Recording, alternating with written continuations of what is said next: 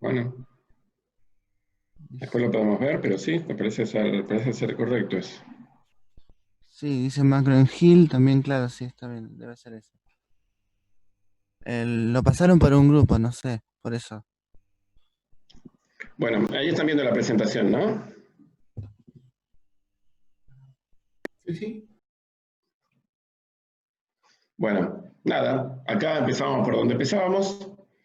Y lo que yo les decía, que el enfoque general de la materia va a ser, nosotros, digamos, la misión de la materia, en realidad, o el objetivo de la materia en general es, nosotros tenemos que, ustedes los vamos a evaluar en el conocimiento que tengan de todos los compuestos químicos de la tabla periódica. En otras materias más adelante de la carrera van a profundizar o en la química orgánica o en distintos aspectos de los compuestos, pero en general nos interesa, ustedes en esta materia tienen que llevarse una visión general de todos los compuestos, es decir, todos los átomos, eh, en principio todo lo que esté disponible. Por supuesto que esa es una cantidad enorme de información que nunca tuvo mucho sentido aprendérsela de memoria, porque siempre fue mucho. Hoy en día eso es cada vez menos importante, porque la información está disponible. Sin embargo, la información no es solamente la información, o tener la información significa también tener un orden en la información, y eso también es importante. Cuando la información esté disponible hay que saber buscarla y hay que saber enhebrar una cosa con la otra, y lo que permite entender las propiedades y darles sentido a las propiedades de todos los compuestos químicos es la estructura.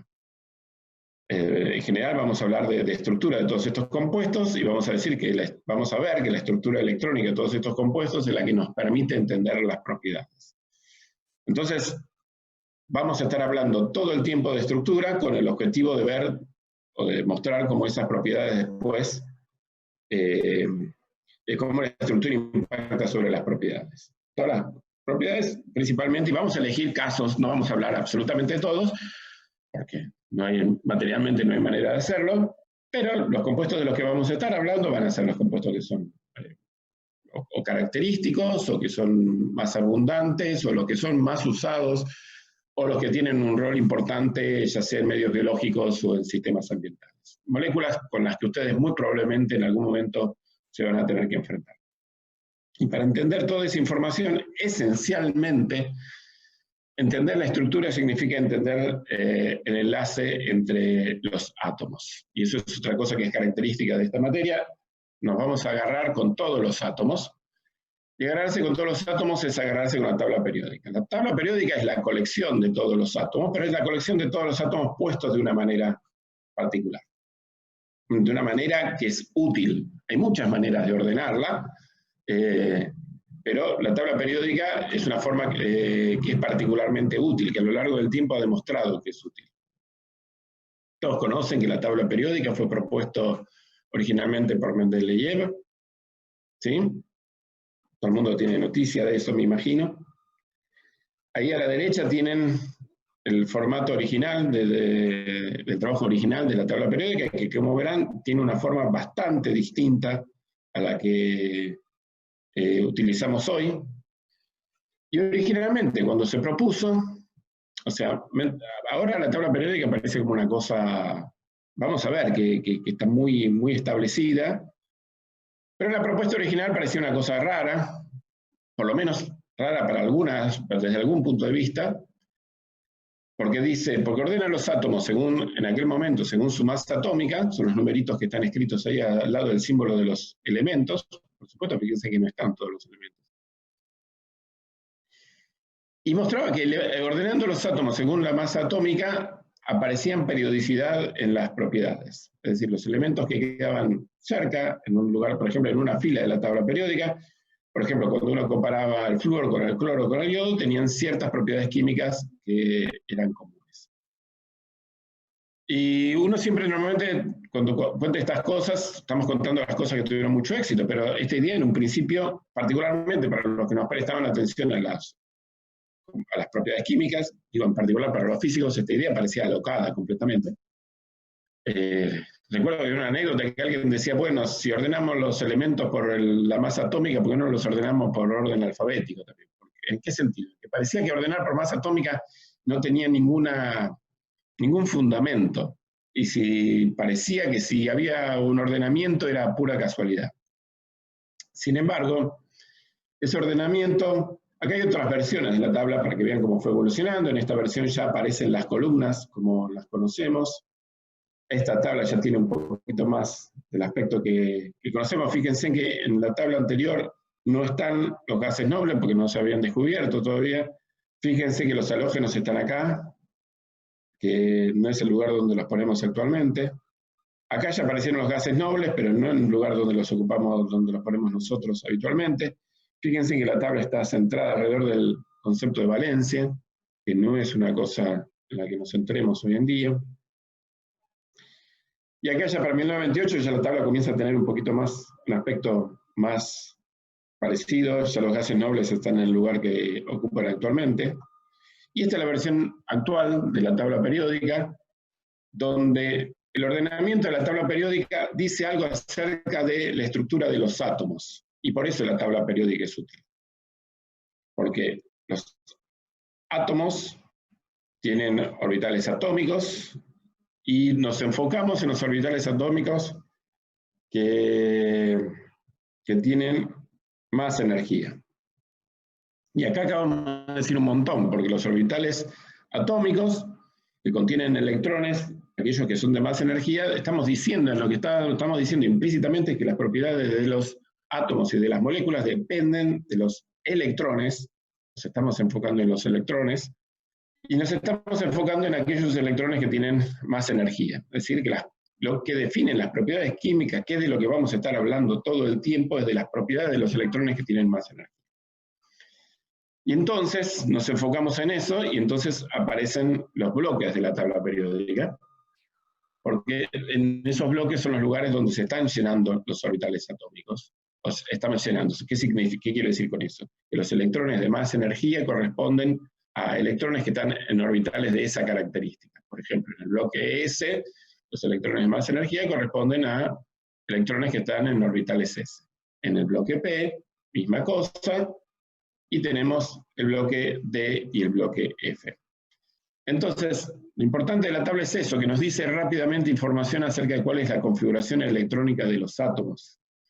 Y es justamente la configuración electrónica de los átomos lo que domina la estructura, el enlace y consecuentemente las propiedades químicas. Y eso que acabo de decir dice esencialmente el programa de la materia.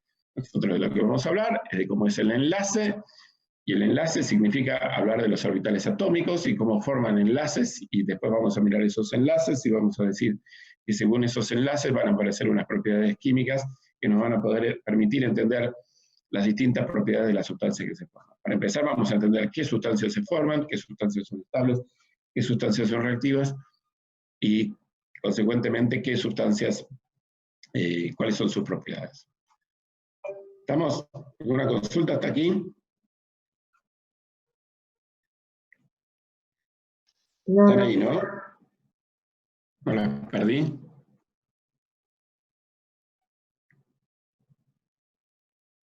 Bueno, dije que nos vamos a meter rápidamente con las propiedades y con, digamos, yo aquí podríamos detenernos, y de hecho en problemas vamos a hacer un poco eso, podríamos detenernos y analizar cómo son los orbitales atómicos para los distintos átomos de la tabla, pero aquí en la teoría vamos a empezar directamente vamos a tomar de un átomo, vamos a tomar de un grupo y vamos a ir analizando sus propiedades. Y vamos a empezar hablando con el hidrógeno, y la figura que tienen ahí arriba, lo que dice es que el hidrógeno es particular en el sentido de que parece no corresponderse con los bloques que acabamos de escribir hace un segundo, ¿sí? Porque efectivamente está en un lugar de la tabla particular, o sea, tiene una configuración electrónica particular, porque si bien tiene un electrón en un orbital 1s, y eso lo hace de que debiera estar parecido a los alcalinos que están llenando los orbitales s, Es distinto porque no tiene otros electrones. Entonces el hecho de que esté el núcleo muy a mano de ese electrón le confiere otras propiedades y se expresan en cosas como que la sustancia elemental es un gas, mientras que los metales alcalinos justamente son metales. Este gas no reacciona fácilmente con el agua, es un átomo mucho más electronegativo que los metales alcalinos, entonces es bastante distinto. También podría pensarse que es cercano a los halógenos, pero tampoco es el caso. Porque de nuevo, los halógenos tienen otra característica, están llenando los electrones P. Sí es cierto que tienen en común que le falta un electrón para... Tiene un orbital vacío de baja energía, igual que los halógenos, pero tiene otras características, es menos electronegativo que los halógenos, aunque igual que los halógenos tiende a dar enlace covalente, pero bueno, tiene otras propiedades. Por ejemplo, el hidrógeno es menos reactivo, las moléculas son menos reactivas, porque justamente las moléculas de los halógenos son reactivas porque tienen muchos electrones. Si hay algo que le pasa al hidrógeno es que no tiene muchos electrones, y eso hace que sus características sean distintas. Pero no es un problema, porque bueno, por esa razón vamos a discutir las propiedades del hidrógeno en particular, porque es distinto de los demás. Aparte, en algún sentido, digamos,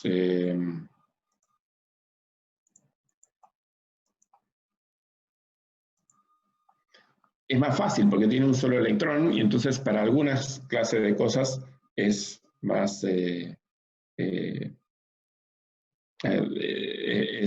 sencillo de trabajar o tiene, digamos, hay menos actores, tengo menos electrones, entonces en principio es como un caso más sencillo. Las cosas que vamos a discutir aquí del hidrógeno las tienen todos los demás átomos. Los demás átomos tienen algunas otras características porque tienen más electrones y pueden hacer algunas otras cosas que el hidrógeno no puede hacer. Bueno, entonces les decía, una forma de comenzar a discutir la química del hidrógeno es comenzar a discutir el enlace en la molécula de hidrógeno, o sea, en el dihidrógeno o la molécula de hidrógeno 2. Es una situación que podemos entenderla por orbitales moleculares en forma bastante sencilla, porque tengo de nuevo solamente dos orbitales atómicos, y ustedes ya vieron en química general que esos dos orbitales atómicos los pensamos como que se combinan para dar orbitales moleculares. Y tenemos una combinación que me da un orbital molecular enlazante, y que en un segundo vamos a decir mejor qué quiere decir que es enlazante, y un orbital molecular antienlazante. Aquí estoy agregando otra nomenclatura que vamos a usar a lo largo de la materia, que es la idea de HOMO y HUMO. Es una sigla en inglés, la MO quiere decir Molecular Orbital, así que estamos hablando de orbitales moleculares, y el HO quiere decir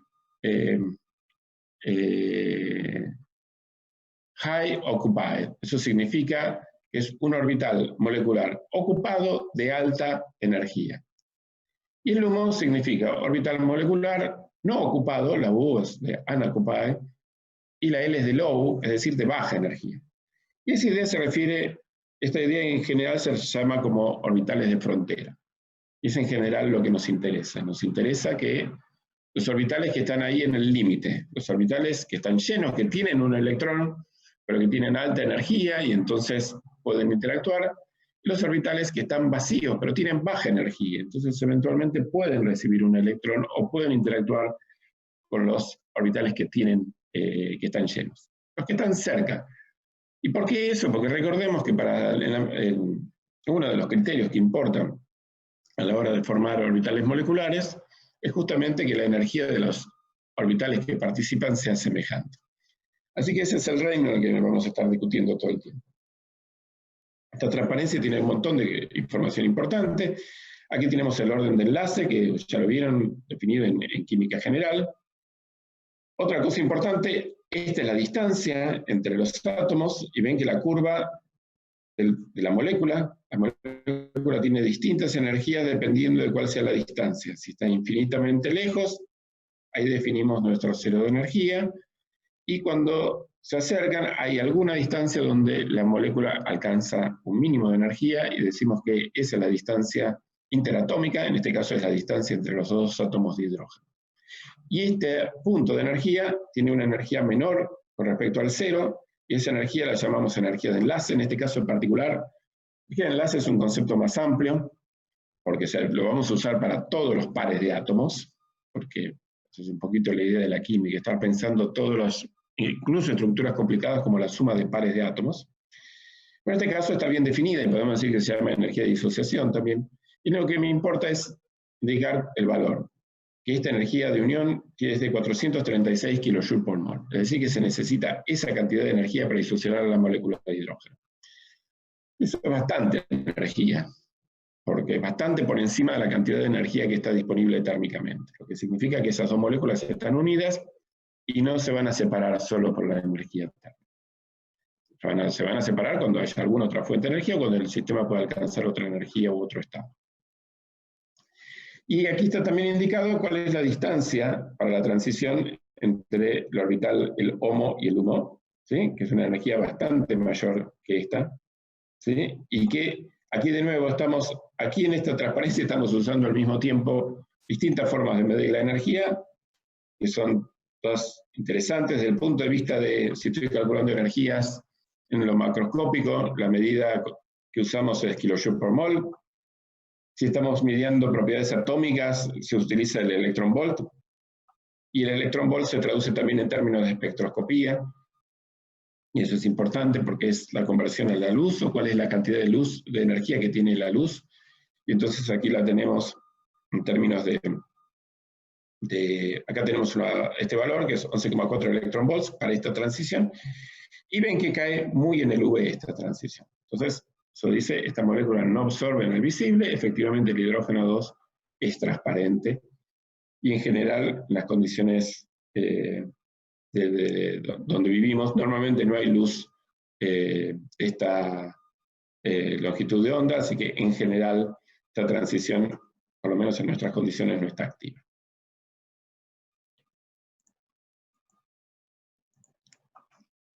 Entonces, tenemos lo que necesitamos entender acá, hasta este segundo lo que acabo de hacer es describir las propiedades del enlace. Acabo de decir cómo es el enlazante y cómo es el antienlazante. No dijimos nada de por qué esas energías. Dije que el enlace vale 436 kJ por mol, pero no dije por qué vale 436 kJ por mol, y no sabemos nada de cómo hubiera variado si en vez de hidrógeno hubiera tenido otro átomo. ¿Qué es en el fondo lo que queremos hacer? Queremos poder entender cómo varía la energía de enlace. Entre paréntesis, ustedes están acostumbrados a discutir un enlace como simple, doble o triple, pero aquí necesitamos más, aunque el orden de enlace siga siendo 2, que es lo que definimos como un enlace simple, nos importa saber cuál es el valor de la energía de ese enlace. Y vamos a ver que variando los átomos ese valor de energía varía. Pero para tratar de entender entonces cómo varía el enlace, tenemos que entender cuál es el origen del enlace, y para eso tenemos que analizar cómo se formaron esos orbitales moleculares, lo que implica saber, a su vez, cómo son los orbitales atómicos. Entonces, la pregunta, en este caso en particular, es ¿cómo son los orbitales 1s? Que son los orbitales que están involucrados en el enlace de la molécula de hidrógeno 2, como vimos hace un segundo. No sé si alguien quiere agregar algo. Pablo, no sé si están todos por ahí o no. Estamos escuchando todo tuyo. Atentamente. Bueno. ¿Profe? Sí, dale. Antes de que se empezara a usar el concepto de orbitales moleculares como combinación lineal de los orbitales atómicos, ¿cómo se explicaba el enlace covalente, digamos? Bueno, no se explicaba. Bueno, a ver, sí se explicaba. Vos pensás que ese antes significa, o sea, entre que se descubre la estructura del átomo y tenemos una buena teoría para el enlace, o sea, y tenemos esta teoría que acabo de señalar, que ya está por cumplir, ya tiene más de 90 años, así que ya hace bastante tiempo que la tenemos. Entre una cosa y otra pasaron del orden de más o menos 15 años, una cosa por el estilo. La idea general que existía, bueno, el antecedente directo de este modelo son las estructuras de Lewis, ustedes están viendo y que todavía utilizamos porque justamente rescatan algo importante de lo que estamos diciendo aquí, que es la idea de que hay dos electrones que se comparten. En este caso en particular vamos a decir que son electrones que están en un orbital enlazante y que son dos, y que un orbital enlazante tiene lugar para dos electrones. Y sabemos por qué sucede eso en el orbital enlazante. En los orbitales, cuando no se conocía eso, se decía, bueno, hay una tendencia a compartir dos electrones. ¿Por qué? No sabemos muy bien. Porque sí. Porque era como la definición. La definición de Lewis es, las estructuras se forman compartiendo dos electrones. Y eso es lo que me permite entender cómo se formulan, incluso cómo se conectan los átomos. Y si vamos un poquito atrás, Lewis es 1916, si vamos un poquito atrás, el descubrimiento del núcleo es, si no recuerdo mal, es 1906, y el descubrimiento del electrón es 1898, así que no hubo mucho, como que la teoría evolucionó bastante rápido. Y antes de eso se sabía, existía, por eso el concepto de valencia. Valencia era una forma de decir la tendencia que tienen los átomos a unirse, y era ponerle nombre a lo que no sabemos. Se sabía que el hidrógeno tenía tendencia a unirse a solo un otro átomo. Y entonces tenía valencia 1. Bueno, hasta ahí. No se sabía cuál era el origen, se la podía describir, se sabía que eso sucedía, pero no se sabía cuál era el origen. Entonces, volviendo a la idea de orbitales, la teoría de orbitales, ustedes saben que existió primero la teoría de Bohr, que es popular en los dibujos, pero poco importante a la hora de explicar las propiedades. Pero la teoría de Bohr tenía órbitas, y entonces, como se llamó a las funciones que describen, las funciones que llamamos funciones de onda, que describen el comportamiento del electrón, se los llamó orbitales, porque venían a reemplazar a las órbitas. Y es este concepto general de la interpretación de Bohr de la teoría de Schrödinger, que dice que el cuadrado de la función de onda me dice cuál es la probabilidad de encontrar el electrón en un dado espacio, un determinado volumen. ¿Sí? O sea, la integral de la función es lo que me dice la probabilidad de encontrar el electrón en ese lugar. Así que con eso nos tenemos que manejar. En particular, entonces, hay que mirar qué pinta tienen las funciones atómicas, los orbitales atómicos. Y nos encontramos con un problema, en realidad una solución. Yo les decía que el átomo de hidrógeno es relativamente sencillo, y eso es porque es un problema que lo podemos definir como esférico, porque la única interacción es con el núcleo, que podemos considerarlo el centro de coordenadas. Y eso nos permite que las soluciones se puedan separar en una función radial y una función angular. O sea que la función no tiene ningún término que mezcle las variables. Tiene una parte que depende del radio y tiene una parte que depende de los ángulos. Una parte angular